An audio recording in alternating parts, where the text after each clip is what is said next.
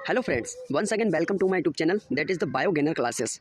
हर बार की तरह ये वीडियो भी बड़ी ही इंपॉर्टेंट है और मैं आप लोगों से मेरा निवेदन है कि अगर आप लोगों को थोड़ी सी भी अगर हेल्प मिल रही है मेरे इस चैनल से तो प्लीज़ चैनल को सब्सक्राइब कर लीजिए, वीडियो को लाइक किया करो और हमारी चैनल पे अच्छी सी कमेंट पोस्ट किया करो, जिससे मैं नेक्स्ट वीडियो बनाने के लिए मोटिवेटेड रहूँ। तो चलिए गाइस, बिना टाइम गवाते हुए मैं स्टार्ट करता हूँ आज दूसरा क्वेश्चन। पहला क्वेश्चन आप लोग देख ही चुके हो। अगर आपने अभी तक हमारी पहली वीडियो नहीं देखी है इंपॉर्टेंट क्वेश्चंस की, जिसमें मैंने सारे क्वेश्चंस दे रखे हैं, तो पहले आप यही वाली जो थंबनेल आपको यहाँ पे ये दिख रहा है इंपॉर्टेंट लॉन्ग क्वेश्चंस, अगर आपने ये वाली वीडियो हमारी नहीं देखी है तो प्लीज़ वो वीडियो को देखो, जिससे आपको सारे क्वेश्चंस मिल जाएंगे और फिर आप वहाँ से एक एक करके आंसर मेरे इस चैनल से आपको मिलते रहेंगे। तो मैं पहला क्वेश्चन देख चुका था कि व्हाट इज़ प्लांट हर्बेरिया और हर्बेरियम, तो मैंने बहुत ही अच्छे से आपको नोट्स बनवाया था। अब आज मैं दूसरा क्वेश्चन स्टार्ट करूँगा। ये क्वेश्चन बड़े इंपॉर्टेंट हैं, बिल्कुल आप कोई भी अनसॉल्व पेपर उठा के देख लीजिए, ये क्वेश्चन एक ना एक साल में पूछे जरूर जाते हैं। दूसरा क्वेश्चन है आज जो मैं स्टार्ट करने जा रहा हूँ, तो प्लीज़ इसको ध्यान से देखना, बड़ा ही इंपॉर्टेंट क्वेश्चन है। क्या लिखा है पहले क्वेश्चन को समझना, फिर उसका एक एक करके हम आंसर देंगे। लिखा है गिव एन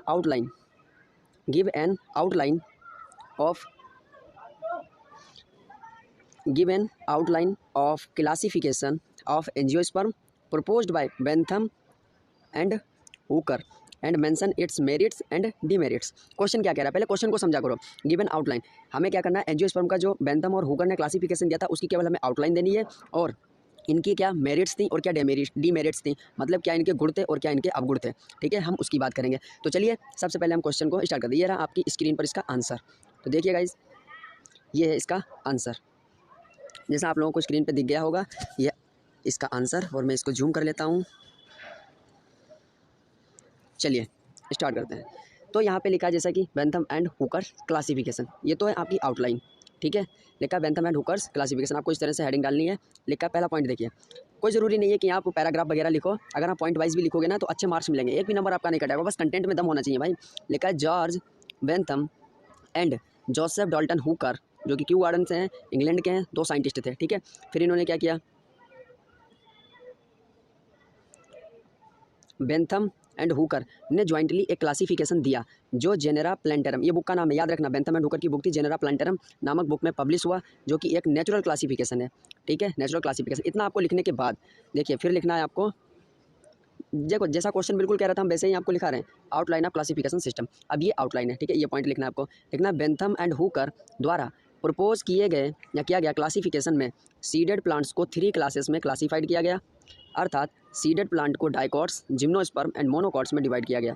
ठीक है, फिर नेक्स्ट लाइन क्या कह रही है, देखिए नेक्स्ट लाइन क्या कह रही है, बेंथम एंड हुकर द्वारा बनाए गए क्लासिफिकेशन सिस्टम में फॉलोइंग प्लांट्स की टोटल 202 फैमिलीज़ को नेचुरल ऑर्डर में रखा गया, जिनमें से एंजियोस्पर्म की 199 फैमिलीज़ और जिसमें भी डाइकॉट की 165 फैमिलीज़ एंड मोनोकॉट्स की 34 फैमिलीज़ एंड जिम्नोस्पर्म की ओनली 3 मतलब 3 फैमिलीज़ को इंक्लूड किया गया, तथा 7569 जेनेरा एंड 97,205 स्पीसीज़ इंक्लूड की गई थी। याद रखना ये सब, आपको ऐसे ही याद कर लेना है बिल्कुल।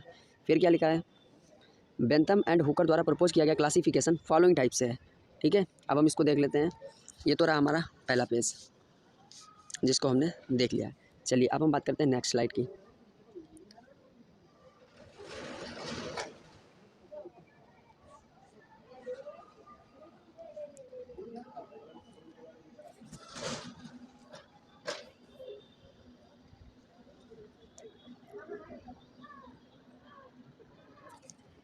बिल्कुल ऐसे ही आपको लिखना है, डिवीज़न स्पर्मेटोफाइट्स यानी सीडेड प्लांट, पहली क्लास है आपकी, स्पर्मेटोफाइट सीडेड प्लांट डिवाइडेड, ये पहला ग्रुप है। ठीक है, फिर डिवाइड इनटू 3 क्लासेस।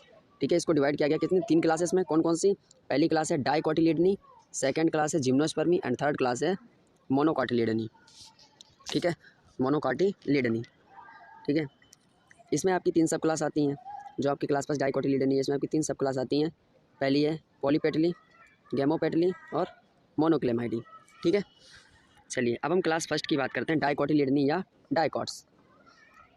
डाइकोटिलिडनी या डाइकॉट्स, क्या लिखा है, बेंथम एंड हुकर द्वारा क्लास डाइकॉट्स में उन एंजियोस्पर्म्स को रखा गया जिनके एम्ब्रियो में 2 कॉटिलिडन पाए जाते हैं तथा लीफ में रेटिकुलेट विनेशन एवं फ्लावर टेट्रामेरस या पेंटामेरस टाइप का होता है। इस क्लास में इंक्लूड मोस्टली एंजियोस्पर्म्स बूडी होते हैं, बूडी का मतलब लकड़ीदार होते हैं। ठीक है, वुडेड बूडी होते हैं। ओके, आपको ये पॉइंट याद रखना है बेसिकली कि डाइकोट्स क्या होते हैं, जिनके एम्ब्रियो में 2 कॉटिलीडन पाए जाते हैं। ठीक है, मैं आपको दिखा रहा हूँ,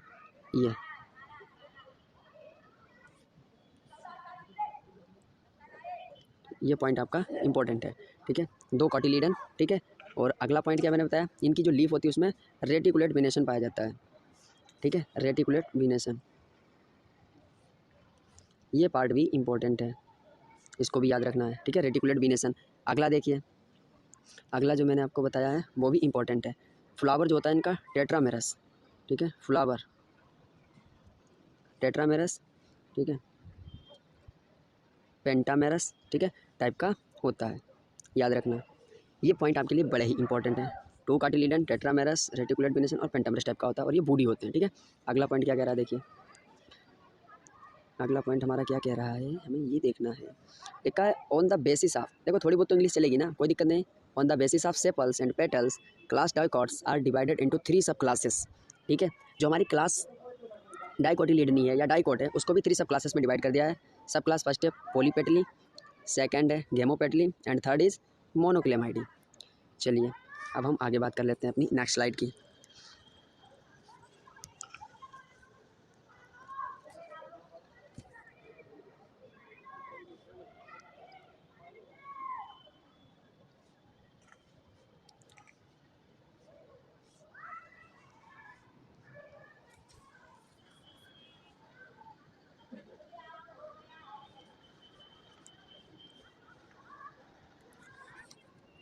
चलिए, सब क्लास फर्स्ट है हमारी पॉलीपेटली। ठीक है, देखिए इसमें क्या लिखना, petals are free, petals are free. इस सब क्लास में फॉलोइंग 3 सीरीज़ को रखा गया है on the basis of thalamus. ये चीज़ याद रखना, थैलामस के बेस पर। अब थैलामस क्या होता है, जैसे अगर हम बात करें, ये हमारा फ्लावर हो गया। ठीक है, ये तो हमारा फ्लावर हो गया, मान लिया कि ये फ्लावर है। ठीक है, और यहाँ पर ये एक ऐसी स्ट्रक्चर होती है और ये पेडिसेल होता है, तो ये जो ऊपर की ये वाली स्ट्रक्चर होती है इसको हम थैलामस बोलते हैं। ठीक है, हम डायग्राम में अभी आपको दिखा देंगे। ठीक है, थैलामस क्या होता है। फिर अगला क्या है, अगला है सीरीज़ फर्स्ट। क्या बोला, 3 सीरीज़ को इसमें रखा गया सब क्लास फर्स्ट में, किसके आधार पर, थैलामस के आधार पर, थैलमी फ्लोरी। ठीक है, इसमें देखिए क्या होता है, hypogynous, hypogynous dome shaped thalamus. ठीक है, इसमें 34 families, natural order, 6 order, cohorts include हैं। ऑर्डर को इन्होंने कोहर्ट्स बोला था और फैमिलीज़ को इन्होंने नेचुरल ऑर्डर बोला था, बस इतना याद रखना आपको। ठीक है, सीरीज सेकंड देखते क्या कह रहा है। सीरीज सेकंड में आपको लिखना है डिस्क शेप्ड थैलामस। थैलामस की ही बात होगी, डिस्क शेप्ड थैलामस है क्योंकि इसका हमने क्लासिफिकेशन किसके आधार पर किया, थैलामस के आधार पर, तो ये भी डिस्क शेप्ड होगा। इसमें 3 फैमिलीज़ यानी नेचुरल ऑर्डर फैमिलीज़ को इन्होंने बोला, 4 ऑर्डर्स को इन्होंने कोहर्ट्स बोला, इंक्लूड है। ठीक है, बस हमको इतना याद रखना है, ज़्यादा टेंशन लेने की जरूरत नहीं है। सीरीज थर्ड सीरीज़ में क्या है, कप शेप्ड थैलामस। अब इसमें कप शेप का थैलामस है। ठीक है, और इसमें 27 फैमिलीज़ हैं, नेचुरल ऑर्डर इनको बोला, 5 ऑर्डर्स को कोहॉर्ट इंक्लूड की गई है। ठीक है, मैं भी आपको डायग्राम दिखा दूंगा, सब क्लियर हो जाएगा। गेमोपेटली, ठीक है, ये है गेमोपेटली, गेमोपेटली। ठीक है, इसमें क्या होगा, petals are fused, petals are fused. जब डायग्राम देखोगे सब क्लियर हो जाएगा। इस सब क्लास में भी 3 सीरीज़ को रखा गया है जो फॉलोइंग टाइप से हैं on the basis of ovary position. अब ओवरी की पोजीशन के आधार पर ये जो है सब क्लास सेकंड इसको क्लासीफाई किया गया है। ठीक है, आपको बस जो याद करने की बातें वही याद रखनी है और बाकी तो सब कुछ आप लिख ही लोगे। डायग्राम दिखाऊंगा ना तब ये भी आपका क्लियर हो जाएगा। अगला देखिए,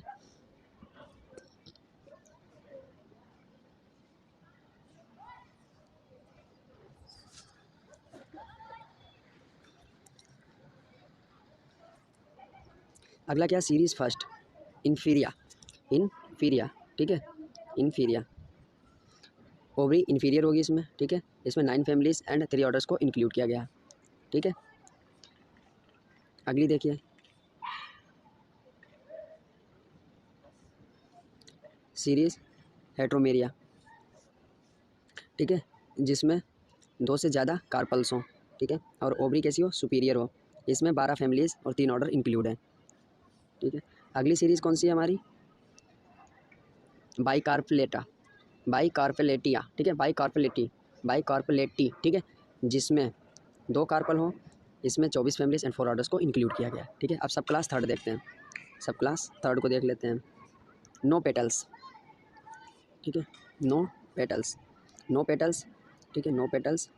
इस सब क्लास में उन प्लांट्स को रखा जाता है जिनमें सेपल एंड पेटल्स का अंतर नहीं होता है, अर्थात कैलिक्स एंड कोरोला देखने में सिमिलर होते हैं या हों तो ऐसी कंडीशन को पेरियंथ कहा जाता है तथा पेरियंथ की यूनिट को टेपल कहा जाता है। ये बात याद रखना कि पेरियंथ की यूनिट को क्या कहा जाता है। ये तो रहा पेरियंथ, ठीक है, और ये है हमारा टेपल। ये तो हुआ पेरियंथ, ठीक है, और ये है टेपल।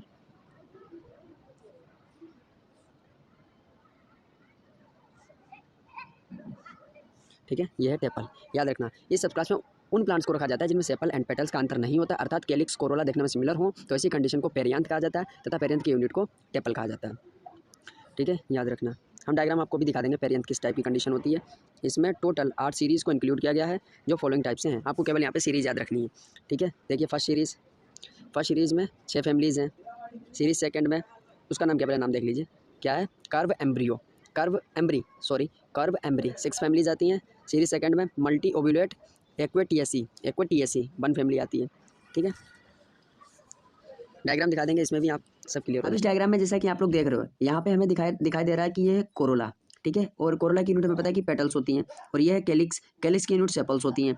अब इस फ्लावर में आप लोग एक चीज़ देखिए, ये जो कैलिक्स है, ये जो ग्रीन कलर का आपको दिख रहा है ये कैलिक्स है और ये क्या है हमारा कोरोला वाला पार्ट है।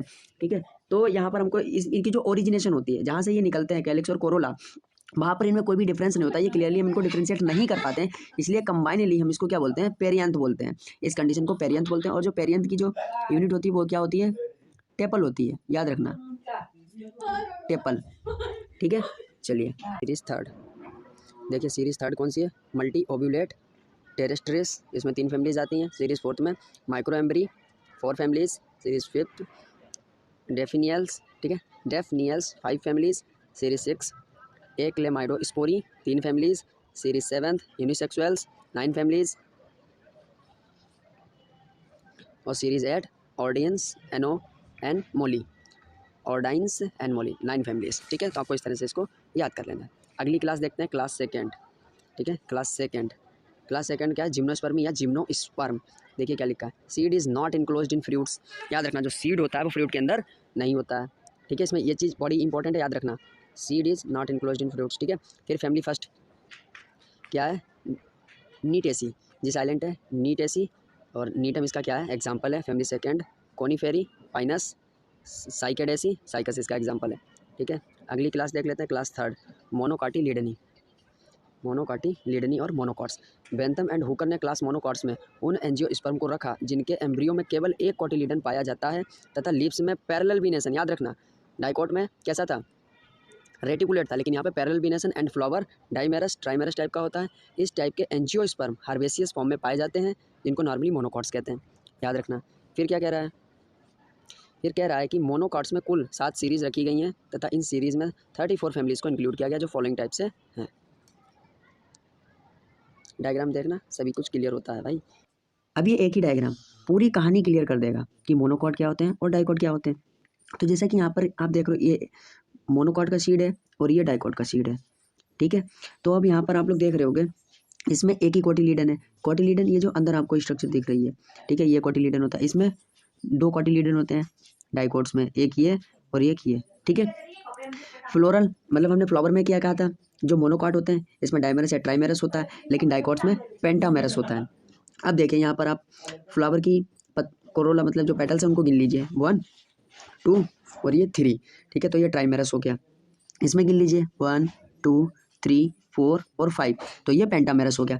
फिर मैंने कहा था कि लीव्स जो मोनोकॉट की होती हैं वो पैरेलल बीनेशन को शो करती हैं। अब यहाँ पर आप देखिए ये जो डायग्राम है, अगला वाला डायग्राम दिखाऊंगा, उसमें बिल्कुल ये चीज़ क्लियर हो जाएगी कि कौन सा बीनेशन होता है। ठीक है, ये आपको पैरेलल बीनेशन इसके अंदर दिखेंगे, ऐसे लंबी लंबी लाइनें, बहुत ही महीन सी। ठीक है, और अगर इसमें बात करें डाइकोट में, तो आपको जैसे पीपल का पत्ता आपने देखा तो बिल्कुल महीन से, ये नेट लाइक स्ट्रक्चर होती है, जाल की तरह, बिल्कुल इस तरह से इसमें बीनेशन होता है। चलिए, ये चीज़ आपके काम की नहीं, नीचे होगी काम की। पोलन ग्रेन भी इसमें 1 और ये। ठीक है, चलिए आगे हम देखते हैं, बस ये चीज़ इंपॉर्टेंट है आपके लिए। देखिए ये वाला डायग्राम बिल्कुल क्लियर कर देगा। ठीक है, अब देखिए रेटिकुलेट बीनेशन और ये है पैरेलल बीनेशन, ये मोनोकॉट एम, ठीक है, और ये है डाइकॉट का। ठीक है, ये है मोनोकॉट का ये वाला। ठीक है, अब यहाँ पे देखिए रेटिकुलेट बीनेशन, ये पीपल की पत्ती है, आप ये देख सकते हो किस तरह से महीन छन्नी की तरह बिल्कुल नेट लाइक स्ट्रक्चर हमको देखने को मिलती है। ये भी पहचान होती है डाइकॉट की और मोनोकॉट की। और ये केले का पत्ता आप देख रहे हो ऐसे पतली पतली सी, ठीक है। चलिए मोनोकॉट की देख लेते हैं कितनी सीरीज इसमें रखी गई हैं। Series first microspermae 3 families, series second epigynae 7 families, ठीक है। अगला देखिए series third coronarieae 8 families, series fourth calycinae 5 families, series fifth nudiflorae 5 families, series 6 apocarpae 3 families, series 7 glumaceae 5 families, ठीक है। चलिए इस तरह से हमारा क्वेश्चन का कम से कम आधा पार्ट कंप्लीट हो गया है, ठीक है। क्वेश्चन का आधा पार्ट कंप्लीट हो चुका है, ठीक है। अब हम बात करते हैं, पहले हम क्वेश्चन की ओर चलते हैं। क्वेश्चन में हमने आपको क्या बताया, ये देखिए, ठीक है। तो क्वेश्चन में क्या लिखा था, outline classification of angiosperm proposed by Bentham and Hooker, ठीक है। इस चीज़ को हमने देख लिया, mention it's merits and demerits. बस क्वेश्चन आपको ऐसे ही हैंडल करने हैं हर क्वेश्चन को। अब इसके मेरिट्स की बात करेंगे और डीमेरिट्स की, ठीक है। चलिए मैं दूसरा कलर लेता हूँ, दिखाई नहीं दिया होगा। ये है इसकी मेरिट्स और इसकी है डीमेरिट्स। अब हम इसकी बात करेंगे, चलिए देख लेते हैं इसकी मेरिट्स और डीमेरिट्स।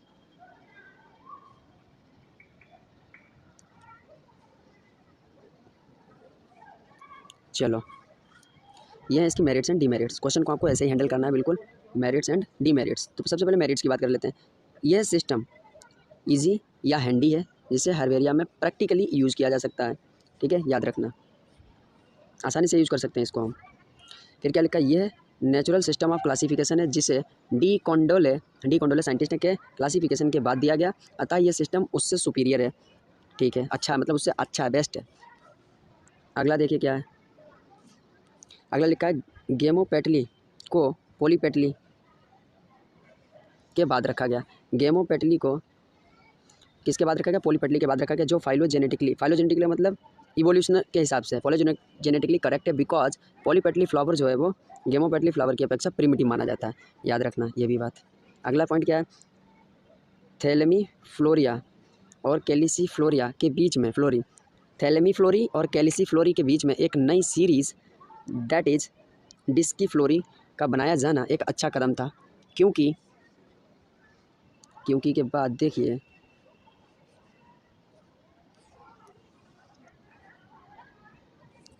क्योंकि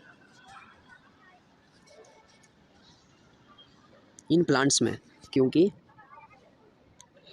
में बहुत important characters that is ovary के आधार पर एक डिस्क पाई जाती है, ठीक है, इसलिए किया था। फिर क्या है, जिम्नोस्पर्मी जिन्हें डी कॉन्डोले ने डाइकोट्स में सम्मिलित किया था, इन्होंने इसे सेपरेट कर दिया, इसे, ठीक है, ये इस नहीं है, इसे होगा, ठीक है, देख लेना, इसे सेपरेट करके एक अलग ग्रुप बनाया, ठीक है। अगला देखिए क्या लिखा है, यह system well developed floral part that is primitive character वाली फैमिली रेननकुलेसी से स्टार्ट और reduce and advanced floral characters वाली एडवांस फैमिली ग्रेमिनी या पोएसी यहाँ पे समाप्त होता है। ये फाइलोजेनी के अनुसार बिल्कुल सही है। क्या कह रहा है, ये system well developed floral part that is primitive character वाली फैमिली रेननकुलेसी से स्टार्ट और reduce and advance floral characters वाली एडवांस फैमिली कौन सी है, ग्रेमिनी पोएसी, यहाँ पे समाप्त हो जाता है। ये फाइलोजेनी के अनुसार बिल्कुल सही है। तो ये तो हमने बात कर ली इनकी मेरिट्स की। अब बात करते हैं कि इनके अवगुण क्या हैं, ठीक है, क्यों इनको मतलब इसका रिस्पॉन्स नहीं दिया गया, मतलब बढ़िया नहीं था इनका, ये क्या कमी थी इनकी। तो इस सिस्टम का सबसे बड़ा दोष जिम्नोस्पर्म की पोजीशन, जिसे एंजियोस्पर्म के 2 groups that is dicots and monocots के बीच में रखा जाना है, ये सबसे बड़ी इनकी गलती थी, जो कि रॉन्ग है, क्योंकि एंजियोस्पर्म जिम्नोस्पर्म से एडवांस्ड होते हैं, अतः जिम्नोस्पर्म को डाइकॉट से पहले रखा जाना चाहिए, ठीक है।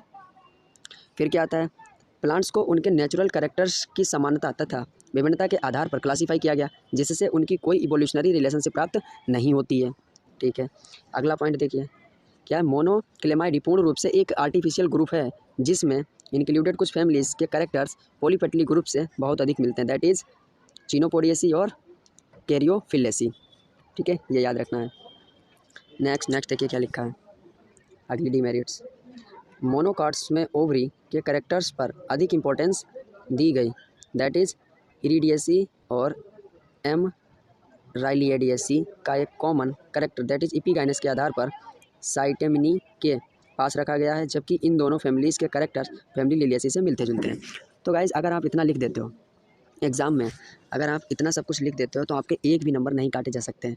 तो गाइज़ अगर आपको ये क्वेश्चन और आंसर सीरीज़ अच्छी लग रही है तो प्लीज़ मेरे चैनल को सब्सक्राइब कर लो, बेल आइकन को प्रेस कर दो, जिससे मैं नई वीडियो अपलोड करूँ और उसका नोटिफिकेशन आप तक पहुँच जाए। तो मेरा कहना है कि आपने अभी तक अगर आपने इसकी पहली वीडियो नहीं देखी है तो आपको वो जरूर देखनी चाहिए, जिससे आपको क्वेश्चंस का अंदाज़ा लग जाएगा कि क्वेश्चन किस तरह से फर्स्ट पेपर में पूछे जाएंगे बॉटनी के फर्स्ट पेपर में। तो अभी मैं आपको क्या करूँगा, मल्टीपल चॉइस भी क्वेश्चंस प्रोवाइड करूँगा और कुछ शॉर्ट क्वेश्चंस भी आते हैं जो 2 नंबर के होते हैं, वो भी आपको प्रोवाइड करूँगा। तो चलिए, बड़ा सा थैंक यू मैं आपको बोलना चाहूँगा, आप यहाँ तक हमारे साथ वीडियो में बने रहें, तो thank you my all family. अभी छोटी सी फैमिली है, कोई दिक्कत नहीं है, धीरे धीरे बड़ा हो जाए, बूंद बूंद से ही घड़ा भरता है। तो मैं आपको अपने दिल से बिल्कुल धन्यवाद करता हूँ। Thank you very thank you, और बने रहिए नेक्स्ट वीडियो के लिए। Bye bye.